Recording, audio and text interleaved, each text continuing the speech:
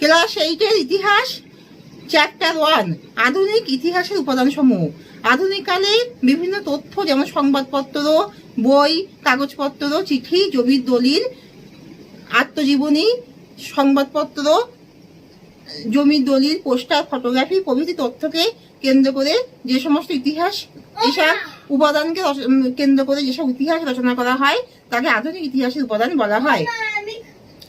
আত্মজীবনী আধুনিক ইতিহাসের উপাদান স্বরূপ আত্মজীবনীকে তেমন ভাবে গুরুত্ব পায়নি, কারণ যে আত্মজীবনী লিখেছে সে সেই ব্যক্তির আত্মজীবনী তখনকার রাজনৈতিক, সামাজিক, প্রশাসনিক, সামরিক ব্যবস্থা সম্পর্কে তার নিজের মতামত জ্ঞাপন করেছে, তাই একে তেমন ভাবে নির্ভুল তথ্য হিসেবে ধরে নেওয়া যায় না। সংবাদপত্র উপাদান স্বরূপ সংবাদপত্র তখনকার রাজনৈতিক, সামাজিক, অর্থনৈতিক বিভিন্ন তথ্যকে আমাদের সামনে তুলে ধরে। রবীন্দ্রনাথ ও বঙ্কিমচন্দ্রের মতে আধুনিক